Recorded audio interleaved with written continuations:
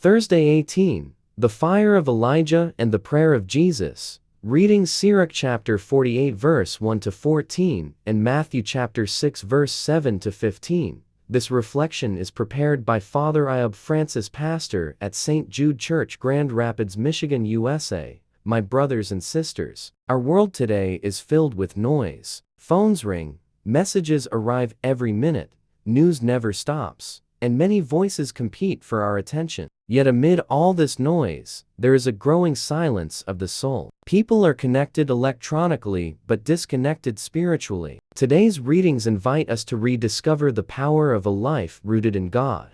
In the first reading from Sirach, we hear a beautiful tribute to the prophet Elijah. Elijah is described as a prophet like fire, whose words burned like a torch. He was courageous, fearless, and completely devoted to God. He challenged kings, confronted evil, defended the truth, and called people back to faithfulness. Even after he was taken up to heaven, his spirit continued to live in Elisha, who carried on God's mission with even greater power. Elijah's greatness did not come from wealth, status, or popularity. His greatness came from his intimate relationship with God and his willingness to be God's instrument. In the Gospel, Jesus teaches his disciples how to pray. He tells them not to multiply empty words, thinking that God listens because of long speeches. Instead, Jesus gives us the Lord's Prayer. Before teaching us what to say, Jesus teaches us whom we are addressing.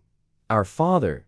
Prayer is not a performance. It is a relationship. God is not a distant ruler waiting to judge us. He is our loving Father who already knows our needs before we ask. The connection between these readings is profound. Elijah's power came from prayer. The miracles, the courage, and the faithfulness of Elijah flowed from his communion with God. Jesus reveals the same secret to his disciples. If we want to change the world, we must first allow God to change our hearts. Real transformation begins on our knees. Today, many people seek quick solutions for anxiety, loneliness, division, and fear. We search for answers in technology, politics, money, or entertainment. Yet Jesus reminds us that lasting peace comes from living as children of the Father. When we pray, "Your kingdom come, your will be done," we surrender our plans and place our trust in God. The Gospel also gives a challenging message about forgiveness. We ask God to forgive us as we forgive others. These may be the most difficult words in the Lord's Prayer. In a world wounded by anger, resentment, and division,